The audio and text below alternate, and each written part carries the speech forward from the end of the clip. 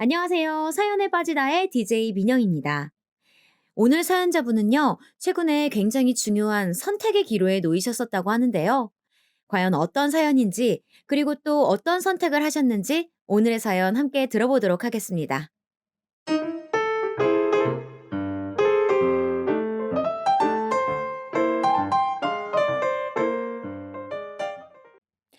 안녕하세요. 아직까지 신혼이라고 말할 수 있는 결혼 4년 차의 30대 초반 여성입니다. 저는 비교적 최근에 꽤 중요한 기로에 놓일 만한 사연이 있었기에 매번 듣기만 하다가 용기를 내어 이렇게 사연을 올립니다. 현재는 두 갈래 중에 하나를 선택하였는데요. 다들 당시에는 제 선택이 잘못되었다며 후회할 거라는 분들도 많았지만 지금은 그 누구도 제 선택이 잘못되었다고 하기는커녕 잘한 결정이었다고 부추겨 줍니다. 시청자분들에게 제 선택으로 어떤 결과를 얻게 되었는지 말해드리려고 해요. 우선 제 남편은 요즘 흔히 말하는 엄친아로 엄마의 친구 아들이었고 친한 소꿉친구의 친오빠였어요. 어릴 때부터 부모님과 시댁 부모님, 저희 가족들 다 같이 함께 여행을 다니며 밥을 먹는 등 스스럼 없이 지내던 사이였어요. 부모님이 맺어준 인연이라고 해도 과언이 아닌 저와 남편은 결혼을 하기까지 꽤 우여곡절이 많았어요. 한 동네에 쭉 살면서 제가 10대 때부터 짝사랑했던 남편은 저보다 4살이 많았고, 제가 중학교 3학년에 올라갈 때 남편은 대학을 가면서 서울로 올라가게 되었죠. 대학에 올라간 남편은 연애도 하며 저와는 점점 멀어져 갔어요. 1년에 한 번 얼굴 보기 힘들었으니까요. 그렇게 제 짝사랑은 영원히 이루어지지 않겠구나 싶었죠. 그럼에도 저는 굴하지 않고 열심히 공부해서 같은 대학은 아니지만 서울에 있는 대학에 가 원하는 학과에 진학하게 되었어요. 조금이라도 남편과 가까워지고 싶었거든요. 원하는 목표도 있었기에 저는 누구보다 필사적으로 공부했어요.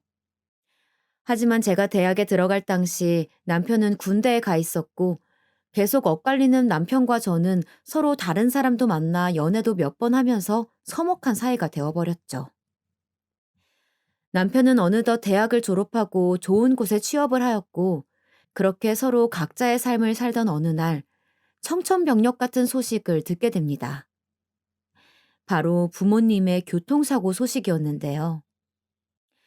저는 신발이 짝짝이인지도 모른 채 지갑도 두고 택시를 탔어요. 울고 불며 엄마 아빠를 외쳐대는 제 모습에 택시 기사님도 아무 말 없이 저를 병원에 내려주셨어요. 택시비가 꽤나 나왔을 텐데 뒤늦게 생각하니 참 그 기사님께 감사하더라고요. 그렇게 달려간 응급실에 부모님 이름을 말했고 이름을 들은 간호사들은 이내 난감한 표정을 짓더니 제게 조심스럽게 말해주더라고요. 꽤나 큰 사고였기에 두 분 모두 병원으로 이송 중에 끝내 돌아가시게 되었다고요. 그 소식을 듣는데 하늘이 무너지는 것 같았어요.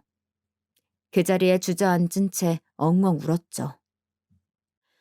외동이라 형제 자매도 없던 터라 갑작스레 벌어진 부모님 두 분의 사망 소식은 제게 너무나 힘겨운 시간들이었고 그저 막막하기만 했어요. 두 분의 빈자리가 너무나 크더라고요. 무슨 정신을 갖고 상주복장으로 갈아입었는지 모를 정도로 제정신이 아니었죠. 홀로 부모님의 영정사진을 보며 눈물을 흘리고 있는데 옆에서 익숙한 목소리가 들려오더라고요. 바로 시부모님과 제 오랜 친구와 남편이었죠. 울고 있는 제 손을 잡고 어깨를 두드려주며 옆에서 저를 위로해주고 지켜주었어요. 이제 아줌마 아저씨가 지원이 엄마 아빠가 되어줄게. 그렇게 말씀해 주셨던 시어머니 덕분에 큰 힘이 되었어요. 지금은 시댁 식구인 당시 친구네 가족들이 없었다면 아마 저는 그대로 무너졌을지도 모른다고 생각이 드네요. 그리고 정말 그 후로 시부모님은 제 부모님의 자리를 대신하듯 제가 사는 서울 근교로 이사와 저를 옆에서 살뜰히 챙겨주셨어요. 홀로 남은 저를 도와준 사람은 또 있었죠. 제 소꿉친구와 현재의 남편이었어요. 서먹했던 남편과의 거리는 금세 가까워졌고, 혼자 집에서 부모님을 그리워하고 있을 때면 어떻게 알게 된 건지 먹을 거를 사가지고 와 저를 옆에서 위로해 주었어요. 지원아, 저녁 먹었어? 떡볶이 사왔는데 오빠랑 같이 먹을래? 좋아요. 항상 고마워요, 오빠. 그렇게 여느 날과 같이 함께 저녁을 먹으며 시시콜콜한 지냥 과거 얘기를 하다가 의도치 않게 짝사랑했던 제 과거까지 고백하게 되었어요. 저 16살 때 오빠 대학 때문에 서울에 간다고 해서 저도 서울에 있는 대학 가야지 하면서 엄청 공부했었어요. 근데 여자친구 생겼다 해서 굉장히 실망했었는데. 왜? 왜 실망했는데? 그야 그때 오빠를 좋아했으니까요. 제가 말하고도 입을 틀어막게 되더라고요. 떡볶이에 어울리지 않는 와인을 마셔서인지 저도 모르게 튀어나온 고백에 저도 남편도 서로 눈만 꿈뻑이며 잠시 일시정지했었어요. 그러다 남편도 고백하더라고요. 사실 본인도 저를 좋아했다면서 말이에요. 하지만 전에는 제가 어린 여동생의 친구이기도 하고 부모님끼리 아는 사이이기도 하니 섣부르게 고백하기 어려웠다면서 진심을 털어놓더라고요. 그러면서 아직까지도 저를 좋아한다고, 그런데 왜 저는 과거형이냐며 지금은 좋아하지 않냐고 묻더라고요. 그래서 솔직하게 말했죠. 아직까지 마음이 있다고요. 그렇게 저와 남편은 연애를 시작하게 되었어요. 참, 그날로부터 몇 해가 지났는데도 그때 서로 고백하던 그 순간만큼은 또렷하게 기억이 나네요. 이후 저는 연애를 하면서 틈틈이 공부를 하였고 장학금을 놓치지 않으려 애쓴 탓에 나름 우수한 성적을 거둘 수 있었어요. 원하던 기업의 부서가 뚜렷하게 목표되어 있었기에 뜻하는 바를 한사코 이룰 수 있었어요. 결국 전 원하던 기업에 취직하게 되었고 무사히 학교를 졸업하게 되었습니다. 제 졸업식에는 부모님의 빈자리를 대신해 시댁 식구들이 와주었어요. 부모님처럼 꽃다발을 전해주며 축하해주고 사진도 함께 찍었죠. 친구가 옆에서 엄마냐고 물어보니 어머님은 맞다고 닮았냐며 능청스럽게 물어보셨죠. 그런 모습마저도 제겐 참 감사하더라고요. 졸업식이 끝나고 시부모님은 밥을 사준다며 예약한 식당으로 데려갔고 오랜 소꿉친구도 옆에서 한마디 거들었어요. 우리 부모님 이제는 나보다 너를 더 신경 쓰는 것 같아. 나 슬슬 질투날라 그런다. 친구의 그런 작은 투정마저 그저 귀엽게 느껴졌고 전 눈물이 핑 돌 정도로 고마움을 느꼈죠. 시간이 흘러 직장에 자리를 잡아갈 때쯤 남편이 프로포즈를 하더라고요. 저는 재고 자시고 할 것 없이 바로 승낙했고 남편은 시부모님에게 결혼할 여자를 소개시켜 주겠다고 말만 남기고 그게 저라는 걸 밝히지 않은 채 저를 집에 초대했어요. 남편의 결혼 상대가 저라는 걸 본 시부모님은 어쩐지 당황스러워 하시는 것 같았죠. 현관 앞에서 쭈뼛이며 서 있는 제게 아버님은 뒤늦게나마 호탕하게 웃으며 반갑다고 안으로 들어오라며 맞이해 주셨고 남편이 데려올 여자가 저일 줄 몰랐다며 평소 아끼던 딸내미 친구가 가족이 된다고 하니 감회가 새롭다는 말씀을 해주셨죠. 하지만 옆에 같이 계시던 어머님의 표정은 계속 굳은 채로 풀릴 기미가 보이지 않았고 거실에 들어온 저희를 자리에 앉히고서는 탐탁지 않다는 표정으로 제게 말하셨죠. 먼저 간 영주의 딸이고 이른 나이에 홀로 된 게 안쓰러워 친딸처럼 거두었건만 솔직히 너에게 배신감이 드는구나. 어머님 말에 제가 뭐라 할 새도 없이 옆에서 듣던 남편은 자기가 먼저 좋아했고 먼저 고백한 거라며 너무 제게 뭐라 하지 말아달라고 말하였고 오히려 그런 남편의 말이 역효과였던 듯 어머님은 혀를 차며 말하셨어요. 아들놈 키워봤자 소용없다더니 벌써부터 편이나 들고 어머님의 말에 아버님은 어머님 손을 잡으며 여보 하며 타일렀고 어머님은 저희를 향하던 시선을 거두며 말하셨어요.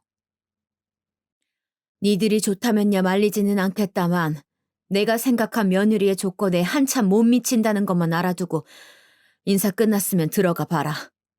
설마 나한테 밥까지 차려달라는 건 아니겠지? 어머님의 말에 아버님도 오늘은 이만 가는 게 좋겠다며 다음에 식사나 같이 하자 하셨어요. 어머님을 아줌마가 아닌 시어머님으로 맞이할 거란 상상을 안 해본 것은 아니지만 제가 생각했던 반응과는 달랐기에 가볍지 못한 마음으로 돌아갔죠. 그렇게 오랜 시간이 지나지 않아 저희는 어찌어찌 결혼에 골인을 하였어요. 결혼식을 하는 내내 영 밝지 못한 표정으로 시종일관 계시던 어머님이 마음 한켠에 남았죠. 그래도 저희는 시부모님의 배려로 작은 평수의 아파트를 하나 얻어 신혼생활을 시작할 수 있었어요. 아마 시아버님이 적극적으로 도와주신 것 같았지만 자금이 넉넉지 못한 저희로서는 꽤 든든한 시작이었죠. 그런데 결혼을 하고 나니 시어머니는 물론이고 남편까지 조금씩 변하더라고요. 결혼 전부터 삐끗했던 어머님은 제가 하는 작은 행동마저 마음에 들지 않아 하셨고 남편은 그런 저희 고부 사이를 중재하기보다는 별 관심 없다는 듯 무신경한 모습을 보여 제게 큰 실망을 안겨주었어요. 맞벌이 부부이다 보니 퇴근하고 오면 항상 늦게 저녁을 함께하여 직접 만든 음식보다는 배달을 시켜 먹거나 반찬을 사 먹는 일이 많았어요. 더군다나 남편은 직장과 집이 가까운 편에 속하였지만 저는 자차로도 40분 정도 걸리는 거리에 위치하여 있었어요. 그래서 퇴근하고 집에 들어가면 항상 남편이 먼저 와 있었죠. 그런데 어느 날 퇴근을 하고 집에 오니 남편은 잘 차려진 밥상에서 저녁 식사를 하고 있었고 맞은편에서는 그런 남편에게 생선살 하나하나 발라서 밥 위에 올려놓고 있는 시모가 있었어요. 뒤늦게 집에 들어온 저를 보더니 까칠한 말투로 제게 물으셨죠. 이제야 오는 거냐? 아, 네, 어머님. 언제 오셨어요?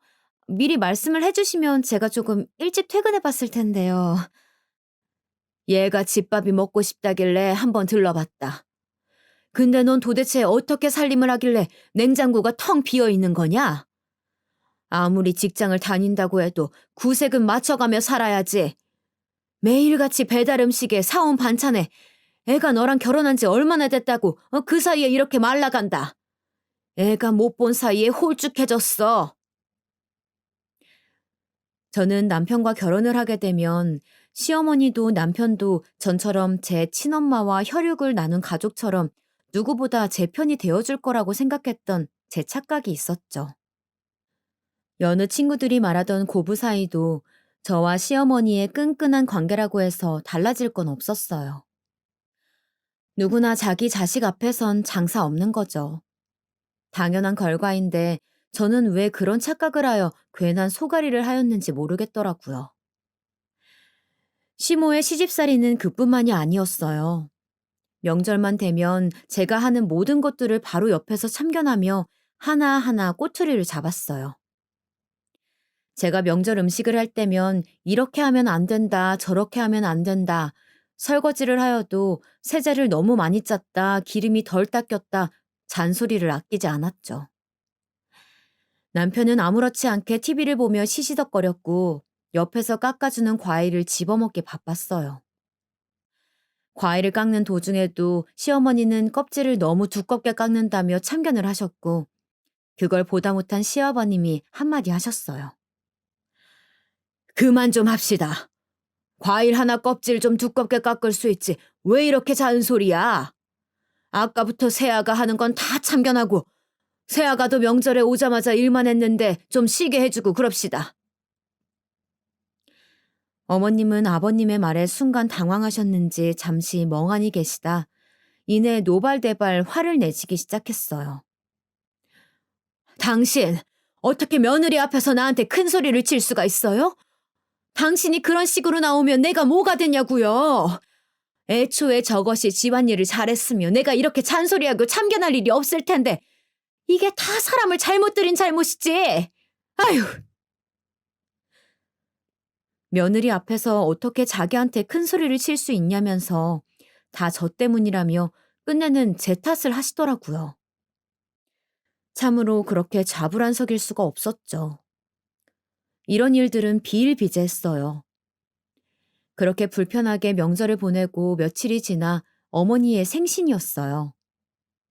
이번 생신날에는 제대로 준비해 주어 잘 보이고 싶단 맘뿐이었죠.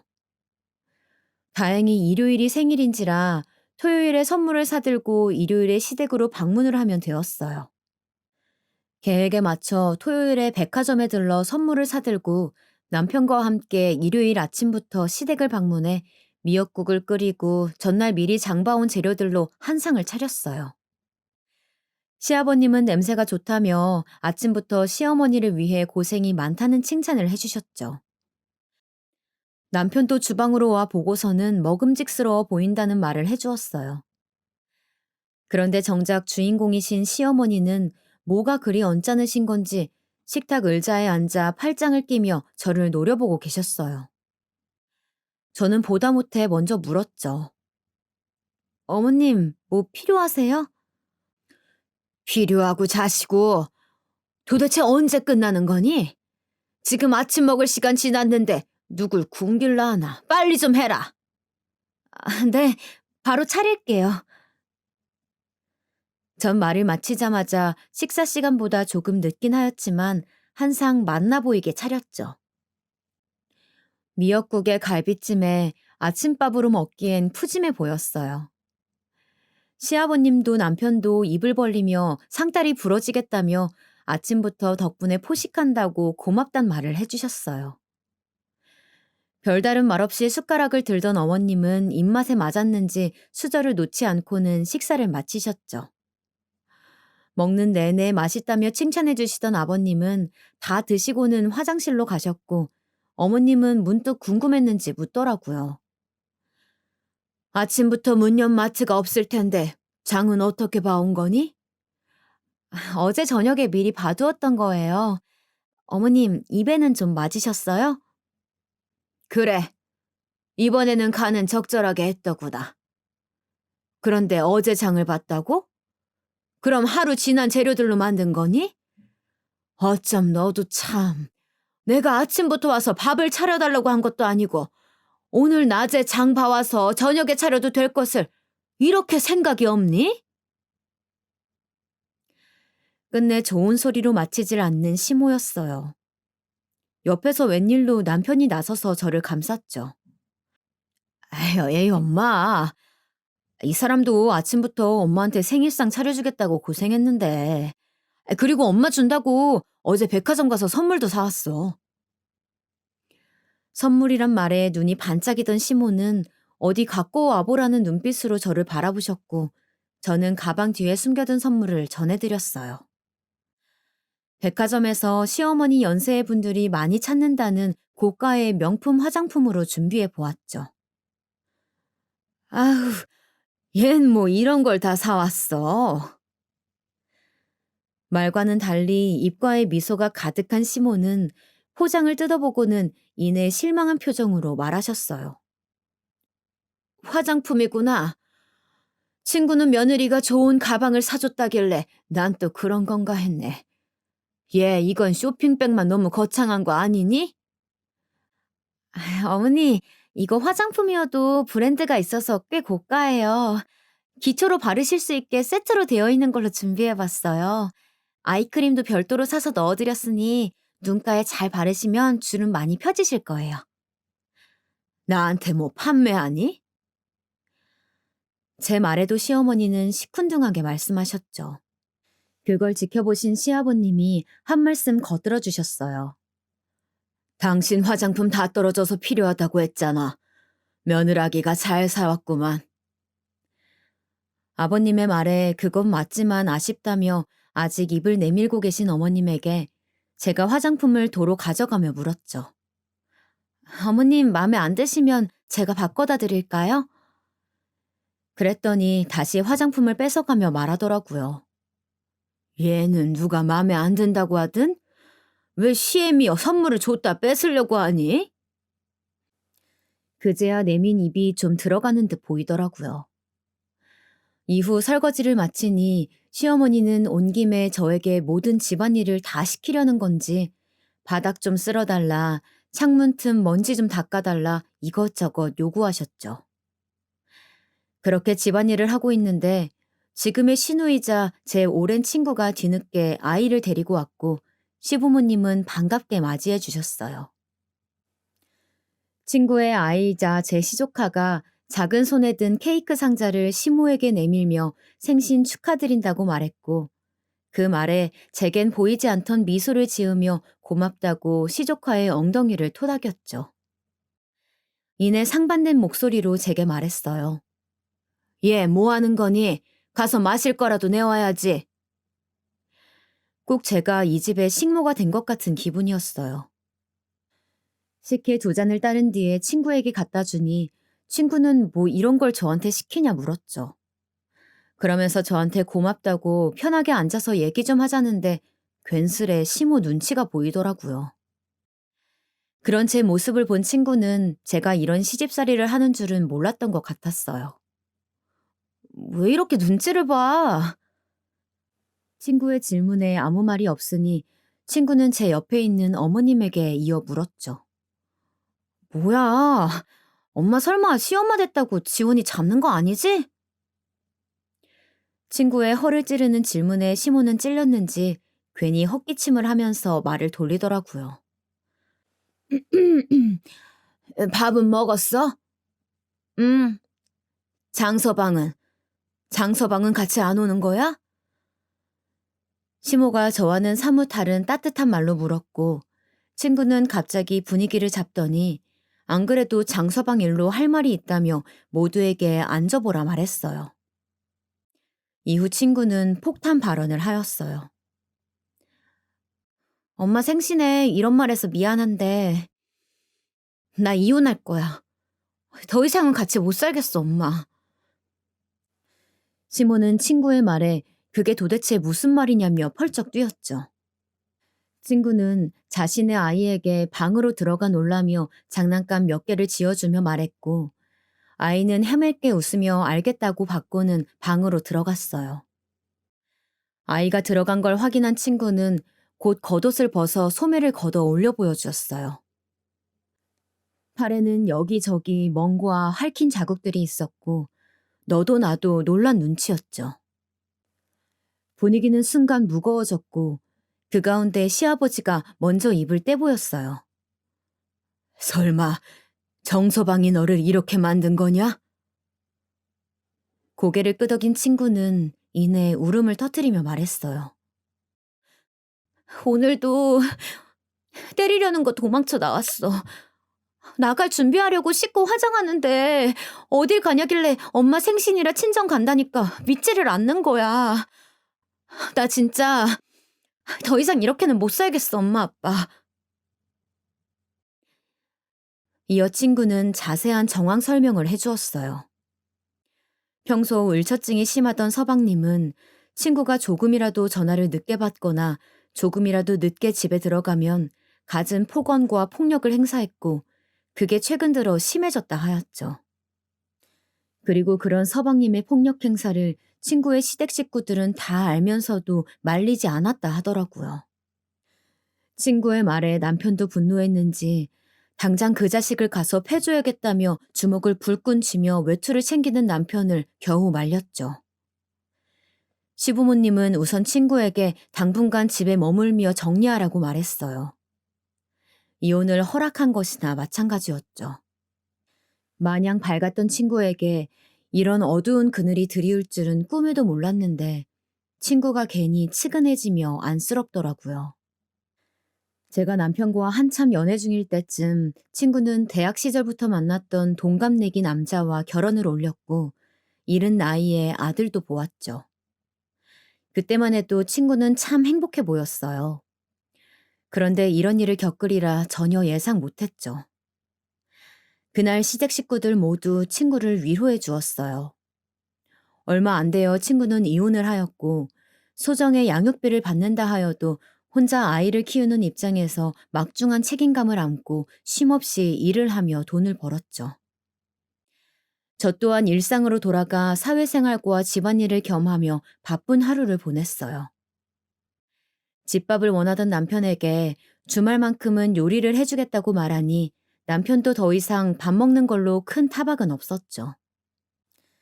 그래도 주말에 요리를 해주면 남편도 나서서 설거지를 해주었고 평소 손 하나 까딱 안 하던 남편이 조금은 좋게 변하는 것 같더라고요. 동생에게 그런 일이 생기고 나니 느끼는 바가 많았던 것 같았어요.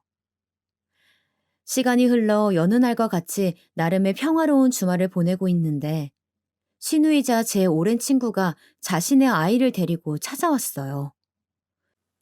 무슨 일인가 하여 문을 열어주니 친구는 울었는지 새빨개진 눈으로 제게 아이 좀 하루 좀 봐달라고 부탁하더라고요. 내일이면 월요일이라 저도 남편도 출근을 해야 하기에 조금 곤란한 상황이었죠. 일단 들어오라며 안으로 안내해 주었어요. 그랬더니 친구는 머리 위에 올려 쓴 모자를 더욱 깊게 눌러 쓰더니 제 시선을 회피하더라고요. 무언가 수상해 친구의 얼굴을 살피니 얼굴 한편에 멍이 들어져 있었어요. 마스크를 쓰고 있어 단번에 알아보진 못했지만 멍이 든 게 틀림없었죠. 저는 친구에게 또 전 남편이 찾아와 때린 거냐고 물었어요. 친구는 그제야 얼굴을 제게 돌려 보이며 조용히 하라는 듯 검지를 자신의 입가에 갖다 대더니 제 남편이자 자신의 친오빠가 이 사실을 몰랐으면 좋겠다 말하더라고요. 이 사실을 알게 되면 남편이 당장이라도 찾아가 전 서방님이자 친구의 전 남편에게 주먹질을 할 것 같다면서 말이에요. 저도 그런 상황은 원치 않아 알겠다며 고개를 끄덕였죠. 친구는 고맙다 말하며 내일 자신의 아이를 찾으러 올 테니 내일까지만 봐달라고 하더라고요.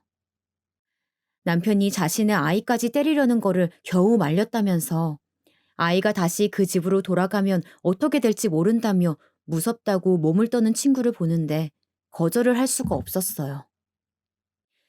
저는 친구의 손을 꽉 잡으며 말했어요. 알겠어. 서준이는 걱정 마. 내가 봐줄게. 그런데 너는 괜찮은 거야? 나는 네가 더 걱정이 돼. 난 괜찮아. 이제 이런 폭력은 익숙해서 참을 수 있는데 우리 서준이가 맞는 건 도저히 못 참겠어. 애 유치원도 옮기려고. 애 아빠가 찾아와서 또 데려가 협박할까 봐 무섭다. 일단 안에서 좀 돌봐줘. 너도 내일 출근일 텐데 이런 부탁해서 미안하고 자세한 사정은 내일 서준이 데리러 오면서 말해줄게. 저는 알겠다며 친구의 품에서 자고 있는 아이를 깨지 않게 조심조심 안아들었어요. 아이는 얼마나 울었는지 눈이 부은 채 새근새근 자고 있었죠. 오랜만에 안아보는 친구의 아이는 꽤 많이 무거워져 있더라고요. 그렇게 현관 앞에서 꽤나 오랫도록 안으로 들어오지 않는 저와 친구에게 남편이 왜 들어오지 않냐며 소리쳐 물었죠. 친구는 제게 자기는 이만 가보겠다고 남편에게는 일이 있어 인사도 못하고 간다는 적당한 핑계를 대달라고 부탁했고 저는 알겠다며 집에 들어가면 걱정되니 전화 좀 달라고 말하였어요. 친구는 고개를 끄덕이며 엘리베이터로 향했고 저는 안으로 들어갔죠. 아니나 다를까 남편은 친구는 어디 갔냐고 물었고 친구의 말대로 일이 있어 바로 가봤다며 아이 좀 하루 봐달라고 부탁했다 말하곤 아이를 안방 침대에 눕혔어요. 그런데 잠결에 저를 엄마로 착각했는지 엄마 하면서 저를 꽉 껴안는데 무언가 처음 느껴보는 기분이 들었어요. 이런 게 모성애인가 싶더라고요. 저는 제 목을 감싸 안은 작은 손을 조심스레 빼며 이불을 덮어주고 땀인지 눈물인지 모를 것들로 헝클어진 머리를 정리해 주었죠. 그러곤 수건을 따뜻하게 적셔 빵빵한 볼에 묻은 눈물 자국들을 닦아주었어요. 참 이런 어린 자식을 때리려고 하다니 친구의 전 남편이자 전 서방님인 그놈에게 참 화가 나더라고요. 그렇게 안방문을 조심스레 닫고 나와 거실에 있는 남편을 살폈죠. 눈치 빠른 남편은 무언가 수상쩍다는 걸 느꼈나 봐요. 친구에게 전화를 걸었더라고요. 몇 번 전화를 걸어도 친구가 받지를 않자 저를 추궁하기 시작했어요. 얘 정말 일 때문에 간 거 맞아? 이 밤에 무슨 일을 한다고 아이를 우리한테 맡기고 가. 전화도 계속 안 받고 이상하잖아. 저는 다른 핑계를 댈 만한 게 생각나지 않더라고요. 결국 솔직하게 말을 했고, 역시나 예상한 대로 남편은 주먹을 불끈 쥐고는 당장 찾아가 봐야겠다고 하더라고요. 저는 당신이 이렇게 나올까봐 친구가 적당히 핑계대고 사실대로 말하지 말아달라고 한 거라며 오늘은 일단 그냥 있어보고 내일 와서 상황 설명해준다고 하였으니 기다려보자고 하였죠. 그리고 저는 직장 상사에게 연락해서 죄송하지만 내일 하루 연차를 써야 할 것 같다고 말했어요. 상사분은 이렇게 갑자기 연차를 쓰는 일이 한 번도 없었는데 무슨 큰일이라도 있는 거냐며 묻더라고요. 저는 시댁에 갑작스레 일이 생겼다며 하루 부탁드린다 말씀드렸죠. 그동안 성실과 근면 그 하나를 모토로 삼고 근태에 전혀 문제를 주지 않아 신뢰가 꽤 두터웠던 저였기에 상사분은 흔쾌히 허락해 주셨어요. 그렇게 다음날 새벽 아이의 울음소리에 놀래 깼더니 아이는 엄마를 찾더라고요. 저는 아이를 달래주며 말하였죠. 엄마 이따가 저녁에 올 거야. 오늘은 외숙모가 봐줄 거니까 울지 말고 있자. 서준이 계속 울면 외숙모가 엄마한테 오지 말라고 한다. 아이는 이 말에 눈물을 뚝 그치더니 말 잘 들을 테니 엄마 꼭 오게 해달라고 하더라고요. 그 모습이 귀여워 볼을 아프지 않게 살짝 꼬집으며 알겠다고 말하였죠. 일찍 일어난 김에 아침을 차려 남편을 깨웠더니 원하던 아침상이라며 좋아하더라고요. 옆에서 아이 식사를 먹이고 있으니 남편이 뜻밖의 말을 꺼냈어요. 우리도 아이 가질까? 저희는 처음 결혼을 약속할 때에도 아이는 없이 살자고 했던 딩크족이었어요. 서로 뜻이 맞았고 저도 지금 하는 일을 포기할 수 없었기에 그의 제안이 너무 고마웠죠. 저는 갑작스러운 그의 제안에 생각해보겠다고 말하였고 남편도 알겠다며 식사를 마치고 출근 준비를 하였어요. 이후 아이들이 좋아하는 키즈 채널에서 아이가 보고 싶어하는 프로그램을 틀어주고 낮에는 함께 낮잠도 자며 한가로운 오후를 보냈어요. 그리고 저녁 시간이 한참 지나서야 친구가 왔어요. 문을 열어주니 시모도 함께 옆에 있더라고요. 저는 어머님은 어쩐 일이시냐고 물었죠. 그랬더니 시모는 저를 밀쳐대며 말하셨어요. 내가 뭐 못 올 때라도 온 것처럼 말하는구나. 그러더니 안으로 들어가 자신의 손주를 보고 저와는 180도 다른 말투로 방긋 웃으며 자신의 손주를 껴안았죠. 옆에 있던 친구는 엄마가 지금 자신의 일로 기분이 안 좋아 그러니 이해해 달라고 하더라고요. 그러더니 차에서 가져올 게 있다며 다시 돌아갔어요. 저는 시모가 기분이 좋거나 안 좋거나 똑같이 쌀쌀맞게 대하시는 거를 알기에 별말 없이 안으로 들어갔죠. 그리고 소파에 편히 기대앉은 시모는 제 귀를 의심할 만한 말들을 서슴지 않게 하셨어요. 당분간 너희 집에 서준이랑 서준 애미 좀 지내게 해줘야겠다. 네? 그게 무슨 말씀이세요?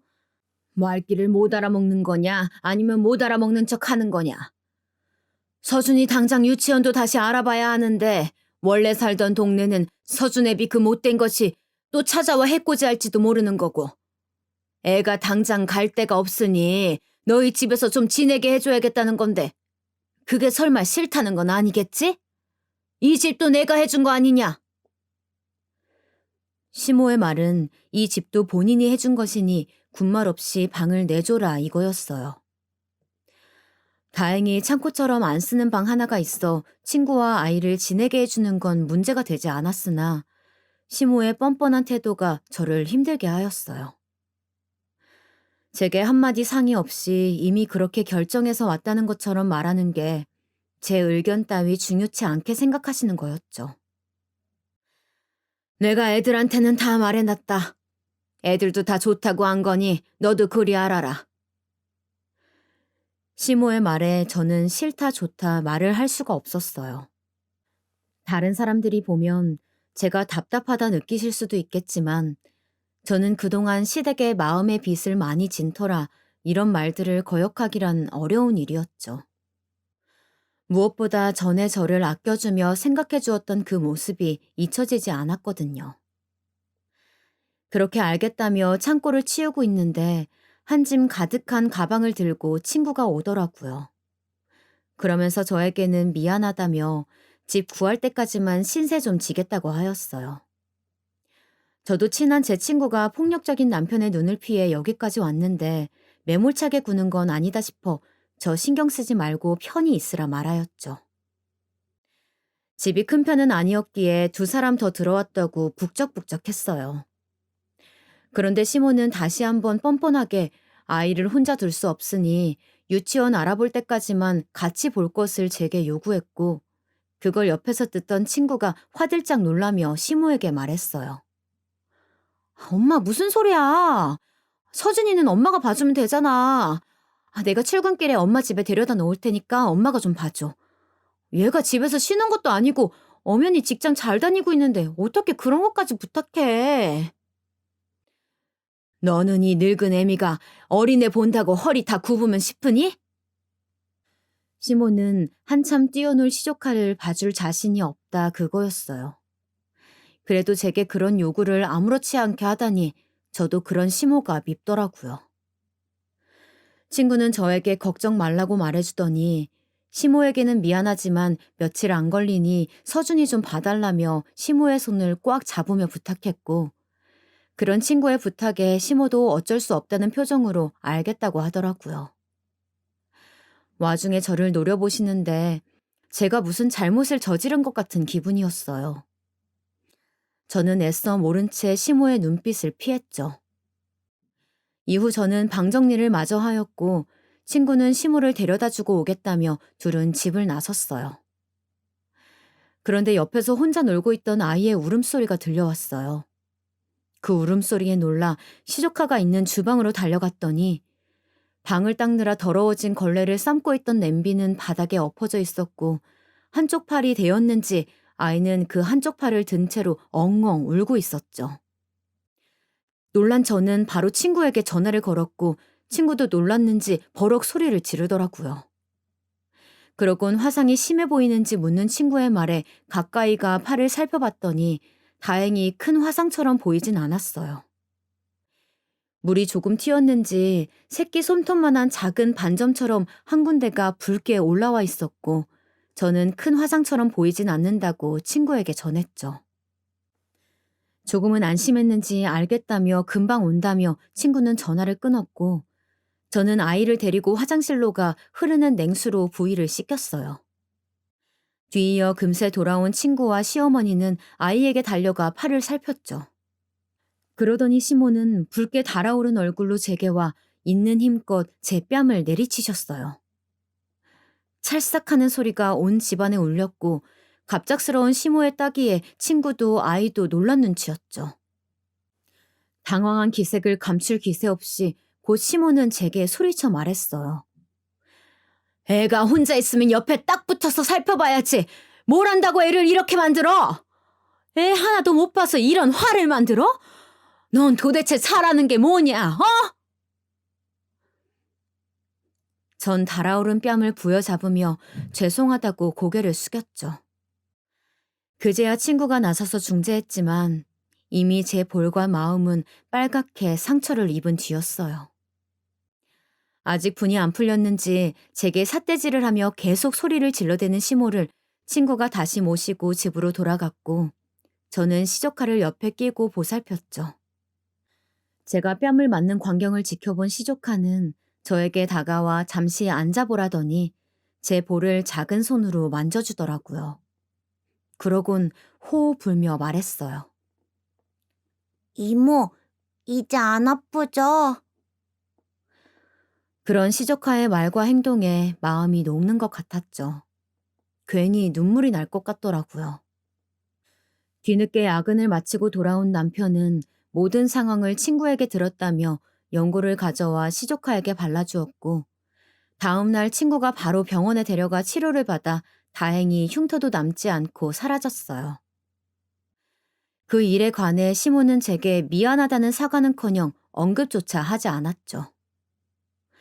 그렇게 한 달 정도 뒤에야 친구는 새로운 거처를 마련하여 시조카와 함께 집을 나갔어요. 친구 전 남편은 폭력이 인정되어 접근 금지 조치를 받아 전과 같은 일은 없을 거라고 하더라고요. 잠깐이지만 함께 있으면서 집이 꽉 차 보이고 조용할 날이 없었는데 있다 없으니 또 허전했어요. 저는 일상으로 돌아가 잠시 자리를 비웠다고 밀렸던 일 처리를 하느라 며칠 야근을 하며 보냈어요. 마침 분기 마감 시즌이라 일도 많이 늘었었거든요. 그렇게 분기 마감이 끝나 회사 내 전체적으로 조직 개편이 있었고, 선임이던 상사분은 부장으로 승진하며 새 프로젝트를 이어나갈 부서를 맡게 되었어요. 이제 부장님이 된 선임에게 승진 축하의 말을 전하는데 제게 뜻밖의 제안을 하셨죠. 이대리, 우리 부서로 와서 나랑 또 같이 일해볼래? 이번에는 대리 딱지 떼고 과장 달아야지. 어때? 너무나도 좋은 기회였어요. 제 회사가 국내에서 유명한 대기업은 아니어도 전공자들에게는 유망한 꽤 규모 있는 외국계 기업이었고, 대학 시절 때부터 원하던 기업이라 높이 올라갈수록 제 꿈이 가까이 실현되는 것과 같았죠. 자리 욕심이 없지는 않았기에 선임에게 감사해야 하며 기회를 받아들였고, 그렇게 프로젝트에 합류하면서 저는 더 많은 커리어를 쌓을 수 있었어요. 6개월 동안 반 이상을 야근하며 몰두한 탓에 성공적으로 프로젝트를 완성시킬 수 있었고, 회사 내규에서 인정받아 외국 본사로 초청되어 갈지도 모른다는 소리를 들었죠. 일에 몰두한 끝에 맺은 결실이었고, 일에만 몰두할 수 있게 도와준 남편에게 고맙더라고요. 하여 남편과 시댁 식구들에게 맛있는 저녁을 사고 싶었어요. 평소 어머님 아버님이 좋아하시던 횟집으로 불렀죠. 오랜만에 뵙는 시부모님에게 인사를 하였고, 어머님은 여전히 언짢다는 표정으로 빈정대며 말하셨죠. 얼굴 보기 어렵구나. 도대체 얼마나 대단한 일을 하길래 누가 보면 나란 일이라도 하는 줄 알겠어. 죄송해요, 어머님. 대신 오늘 드시고 싶으신 회 마음껏 드세요. 시어머님의 빈정거림에도 애써 넉살 좋게 웃으며 받아치니 조용해지는 어머님이었어요. 그런데 아버님은 못 본 사이에 살이 많이 빠지셨더라고요. 먼저 나온 스키다시는 아버님이 좋아하는 홍합탕에 갖은 반찬들이 즐비되어 있었는데 젓가락질이 시원차 보였어요. 아버님, 왜 이렇게 못 드세요? 음식이 입에 안 맞으세요? 아니다. 그런 게 아니라 내가 요즘 소화가 조금 어렵구나. 나 신경 쓰지 말고 먹어라. 아버님은 걱정 말고 먹으라며 손짓했고, 옆에서 보던 어머님도 말을 거들었어요. 그래, 너희 시아버지 요즘 변비란다.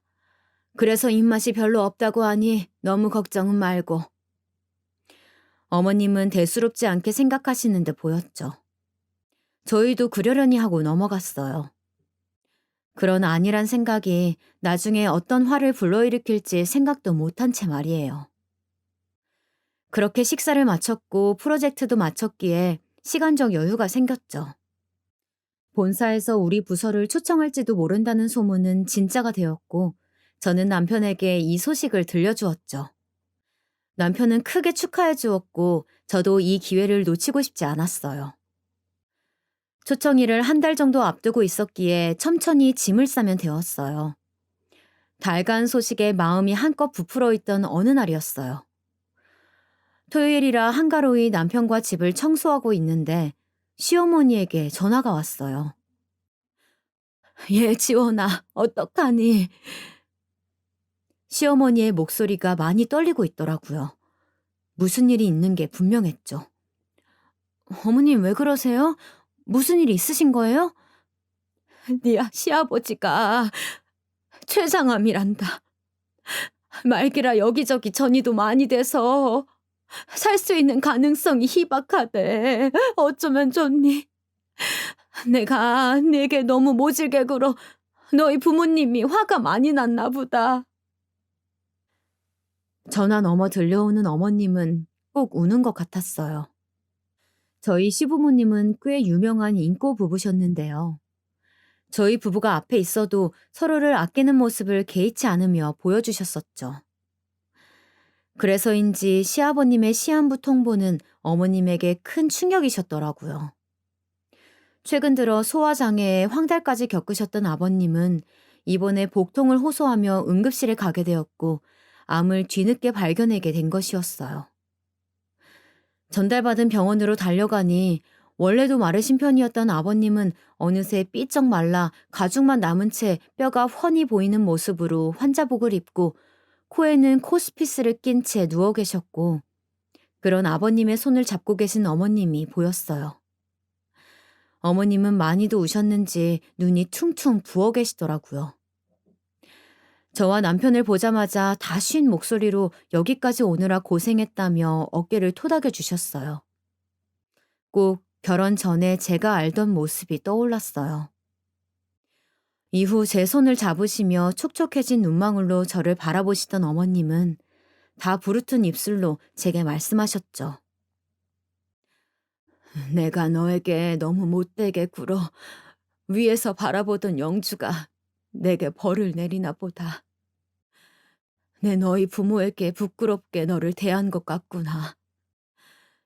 친구 딸로 생각할 땐 그저 안쓰럽고 챙겨주고 싶다가 금이야 오기야 키운 아들놈과 결혼을 한다니 배신감도 들고 괜히 심술이 났었다. 내가 그동안 그리 모질게 굴어서 미안하다 아가. 어머님의 진심이 느껴지는 사과였어요. 그 말을 듣는데 왜 이리 눈물이 나는지 울컥 쏟아진 눈물은 멈출 줄을 몰랐고 흐느껴 우는 저를 어머님은 그저 말없이 부둥켜 안으며 등을 토닥여 주셨어요. 어느새 날이 어두워지고 저녁 시간이 한참 지나서야 뒤늦게 나타난 친구도 누워 계신 아버님을 보더니 눈물을 쏟더라고요. 겨우 잠에서 깬 아버님은 나는 괜찮다며 말을 하기가 버거우신지 입모양만 벙긋한 채로 손을 저으셨어요. 그 광경을 지켜보던 저와 남편도 하마터면 다시 눈물을 흘릴 뻔했죠. 시어머니는 이내 시간이 많이 늦었으니 들어가 보라며 저희 등을 떠미셨고 저희는 내일 다시 오겠단 말을 남긴 채 떨어지지 않는 발걸음을 하였어요. 그렇게 하루하루 찾아가 뵌 아버님의 모습은 점점 야위어 가셨죠. 의사의 말로는 병세가 갈수록 악화되어 있기에 슬슬 마음의 준비를 해야 한다고 하셨고 저희는 그런 참담한 현실을 받아들여야만 했어요. 그로부터 일주일 정도 흘렀나 시어머니께서 급하게 전화가 걸려왔어요. 아버님이 저희를 급히 찾는다는 전화였죠. 퇴근길에 바로 병원으로 향했고 그곳에는 이미 식구들이 한데 모여 아버님을 바라보고 있었어요. 호흡이 불안정한 것이 겨우 눈을 뜨고 있는 듯 감기려는 눈꺼풀에 힘을 주는 것처럼 눈이 떨리셨고 입을 뻐끔거리는 게 무언가 말하려는 것 같아 보였어요. 식구 한 명 한 명에게 짧게 말을 마친 아버님은 저에게도 한마디 남기셨죠. 네 시어미를 너무 미워하지 말고 아간 내게 미안하지만 내 대신에 네 시어미 좀 가끔 들여다봐 주겠니? 부탁하마. 아버님은 그렇게 식구들에게 마지막 유언들을 남기시고는 세상을 떠나셨어요. 장례를 치르는 동안에 어머님은 세상 다 잃은 표정을 한 채 제대로 된 식사도 못하시고 식음을 전폐하셨고 저희는 뭐라도 드시게 하려고 어머님이 평소 좋아하시던 음식들을 밖에서 사오는 등 갖은 노력을 하여도 소용이 없었어요. 결국 발인을 하던 날 오열하며 아버님을 부르짖던 어머님은 쓰러지고 말았어요. 아버님이 계시던 병원에 입원을 하게 된 어머님은 링거를 맞고서야 겨우 정신이 드셨죠. 엄마, 정신이 좀 들어? 제일 먼저 발견한 남편이 그 자리에 벌떡 일어서며 어머님에게 물었고, 어머님은 힘없이 고개를 끄덕이셨죠. 아이도 있고 어쩔 수 없이 일을 해야 한다던 친구는 병원에 저한테 부탁을 좀 한다며 무거운 발걸음으로 돌아갔었고, 걱정을 하고 있을 친구에게 어머님이 깨어났다는 소식을 전해주었죠. 그제야 친구도, 그리고 어머님 옆에 꼭 붙어서 어머님이 깨어나기만을 오매불만 기다리던 남편도 안심하는 듯 했어요. 급한 대로 밖에서 사온 흰죽을 후후 불어 어머님 손에 쥐어드렸고, 그렇게 죽을 몇 숟갈 정도 뜨시더니 졸립다며 곧 누우시곤 잠을 청하셨어요. 그동안 많이 고단하셨는지 이틀을 내내 연달아 주무시더라고요. 이후 어머님은 퇴원을 하셨고 반차를 내고 일찍 병원으로 온 저는 어머님을 모시고 집으로 향했어요. 여기까지 데려다 준 것도 고생했다. 너도 들어가서 쉬어라. 집으로 도착해 안으로 들어가려고 하는데 문 앞에서 어머님은 이만 들어가 보라며 손짓하셨고, 그런 어머님이 걱정된 저는 물었죠. 혼자 계셔도 괜찮으시겠어요, 어머님? 내가 애도 아니고 당연히 괜찮지. 걱정 말고 들어가서 쉬어라. 나도 떠난 이 시아비 짐도 좀 정리해야겠구나. 제 물음에 살짝 미소를 지어 보이던 어머님은 걱정 말라며 등을 돌려 안으로 들어가셨고, 아버님 짐을 정리한다기에 저도 따라 들어가지 않고 그만 집으로 돌아갔죠. 그리 기대하던 본사 초청일은 바짝 가까워져 있었지만 홀로 남겨진 어머님과 아버님의 유언이 자꾸만 맴돌아 출국하는 것을 망설이게 되더라고요. 주말에 남편과 시댁으로 향했어요. 10일 정도 만에 찾아뵌 시댁은 초토화 그 자체였죠. 여기저기 집안의 쓰레기들과 아버님의 물품들로 보이는 옷가지며 물품들이 바닥에 나뒹굴고 있었고, 식사를 하고는 설거지를 한 번도 안 했는지 싱크대뿐만 아니라 식탁 위에도 음식을 먹다만 그릇들이 너저분하게 늘어져 파리들이 날아다니고 있었어요. 화장실도 가관이었죠. 하얀 타일의 화장실이 새까만 먼지들로 둘러싸여 색을 알아볼 수 없었고, 머리카락들이 바닥에 한가득 보였고, 심지어는 바퀴벌레까지 지나다니고 있었어요. 어머님은 저희가 부르는 말에도 방에서 나오지 않았고, 남편도 답답했는지 방문을 벌컥 열며 왜 아무 대답이 없냐며 집이 왜 이러는지 물었죠. 안방이라고 해서 다를 건 없었어요. 거울은 바닥에 엎어져 깨져 있었고, 화장대 위에 화장품들도 모두 바닥에 널브러져 있었어요. 몇 개는 깨져 유리 조각이 보였죠. 그리고 침대에 가만히 누운 채 눈만 뜨고 계셨던 어머님은 고개만 문 쪽으로 돌리고선 저희를 바라보고는 눈만 꿈벅이셨어요. 남편도 저도 처음 보는 무기력한 어머님의 모습에 당황했죠. 어디 아프신 건 아닌지 가까이가 물었죠. 그랬더니 아까부터 있던 저희를 보며 언제 왔냐고 묻는 어머님을 보고 상태가 심각하다 느꼈는지 병원에 데려가겠다는 남편에게 알겠다며 그동안 집을 치우고 있겠다고 하였죠.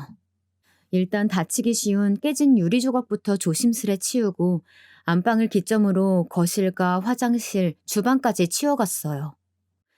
그 사이에 병원에 다녀온 남편과 어머님은 급한 대로 배달을 시켜 끼니를 때웠고, 주방에 남은 설거지를 마친 저도 뒤늦게 식사를 하였죠. 거실은 완벽히 치우지 못하였지만 이미 밤이 깊어져 돌아가야만 했죠. 어머님에게 이만 돌아가 보겠다며 조만간 또 올 테니 푹 쉬고 계시라며 인사한 저희는 집으로 돌아갔어요. 가는 길에 어머님 상태에 대해 남편에게 물었더니 남편은 깊은 한숨을 쉬며 답했죠. 아빠 돌아가시고 우울증이 온 것 같대. 아빠가 예전부터 소화가 잘 안 된다고 말할 때 귀담아 듣지 않고 넘어간 것 때문에 너무 늦게 병원에 가게 돼서 암이 그렇게 퍼지게 된 거라면서 다 자기 탓이라며 자책하고 있다네. 죄책감이 심해서 잠도 잘 못 주무시고 저러다가 잘못되실까 무섭다. 일단 약은 지어 보냈는데 약도 잘 드실지 모르겠고 병원에 입원하기도 싫다시네. 아빠와의 추억이 깃든 집이 더 좋다고 곧 죽어도 요양원도 병원도 가기 싫다 하셔. 나도 엄마가 싫다는데 억지로 보내고 싶지는 않고. 어떡하지? 남편은 어머님의 심각한 상태에 꽤나 곤란해하는 눈치였어요. 이 상황을 어머님의 딸인 친구에게도 전해야겠다며 남편은 친구에게 전화하여 오늘 본 집안 상태와 어머님의 현재 상태에 대해 말하였고, 모든 사실을 전해들은 친구는 전화 너머 울먹이는 것처럼 보였어요. 차에서 집으로 돌아가는 길에 블루투스로 연결된 전화로 통화를 하였기에 내용들을 모두 들을 수 있었죠. 엄마가 힘들어 보이긴 했어. 어떡해?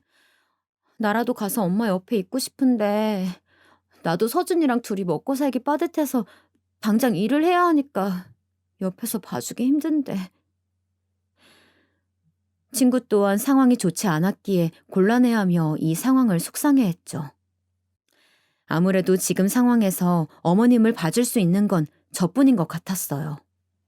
하지만 곧 다가오는 본사 초청일과 지금까지 쌓아온 커리어들이 있었기에 저도 고민이 깊었어요. 일과 시모 중 하나를 선택해야 하는 상황이었죠. 긴 고민 끝에 결심을 하곤 남편에게 말했어요. 여보, 내가 어머님 어떻게든 모실게요. 정말 고마워. 어려운 결정이었다는 거 내가 잘 알아. 내가 더 여보한테 잘할게. 진짜 고마워, 여보. 제 결정에 두 손을 잡고는 고맙다 말한 남편은 이내 저를 와락 안았어요. 그동안 남편도 마음고생 많았다는 것을 알기에 저는 애써 남편의 등을 토닥여 주었죠. 남편만큼이나 속을 썩고 있을 친구에게도 이 소식을 전하였고, 친구도 전화 넘어 우는 듯 흐느끼며 고맙다는 말을 연신 내뱉었어요. 그리고 다음날 출근하여 제 선임인 부장님에게 사정을 말하고 퇴사 의사를 표했죠. 부장님은 뜻밖의 제 말에 당황해하며 말했어요. 이 과장, 지금껏 쌓아온 커리어가 아깝지 않겠어? 당장 다음 주가 우리 출국일인데 이런 기회 없어, 이 과장. 그리고 시어머니, 전에 그렇게 이 과장한테 시집살이 시키고 괴롭혔다면서 그런 시어머니 때문에 퇴사라니 진짜 후회 안 하겠어? 사실 이때까지만 해도 부장님의 물음에 쉽사리 말이 나오지 않더라고요. 하지만 부모님을 여의고 힘들어하고 무너지던 저를 일으켜준 것은 다른 누구도 아닌 시모였고, 당시에 시모가 있었기에 지금의 제가 있는 거라 생각하기에 지금 이렇게 힘들어하는 시모를 그냥 모른 채 하기 어려웠어요. 그렇게 전 부장님의 배려로 일주일이라는 짧은 인수인계를 마치고는 긴 세월 동안 함께한 회사를 퇴사하고 시모가 홀로 계신 시댁으로 매일같이 출근하듯 아침부터 찾아가 가사 도우미를 자처했죠. 더러워진 집도 치우고 어머님 옆에서 드시고 싶으신 음식들을 요리해주며 말동무도 해주었더니 어머님은 점차 나아지시는 것 같아 보였어요. 적어도 전보다는 밝아지신 모습을 보였죠. 아침에 가서 밤 늦은 시간까지 어머님 옆에서 약도 잘 드시고 잘 자는지 살펴본 뒤에야 집으로 돌아갔어요. 그러던 어느 날이었어요. 확실히 전보다는 말수가 늘어난 어머님이 제게 줄 게 있다며 조용히 저를 안방으로 부르셨어요. 방으로 들어가니 어머님은 웬 오래돼 보이는 상자를 건네주셨어요. 이게 뭐냐 물으며 상자를 열었더니 그 안에는 다이아처럼 반짝이는 귀금속 세트가 들어있었죠. 그거 예전에 너희 시아버지가 나한테 선물해줬던 다이아 반지랑 목걸이 귀걸이들이야. 나야 늙어서 이걸 끼고 어딜 가겠니. 이제 너가 해라. 너한테만 주는 거니 나 대신 소중하게 간직해다오. 어머님의 말에 그 다이아가 더욱 빛나 보이는 것 같았어요. 어머님, 이렇게 귀한 걸 제게 주시다니 정말 감사해요. 특별한 날 예쁘게 하고 다닐게요. 어머님은 제 말에 흡족하다는 듯 미소를 지어 보이시더니 서랍에서 무언가를 꺼내주셨죠. 그건 다름 아닌 통장이었어요. 이건 너희 시아버지 보험료 중 일부인데 너 써라. 나 때문에 일도 관두고 이렇게 나를 보살펴주는데 입 다물고 그러는 염치 없는 시엄이 아니다, 난. 어머님, 감사해요.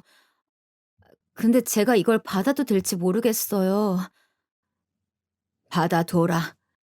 그래야 내가 마음이 편할 것 같아. 그동안 네가 있어 그나마 살 수 있었구나. 이 텅 빈 집에 온기를 불어넣어줘서 고맙다, 아가.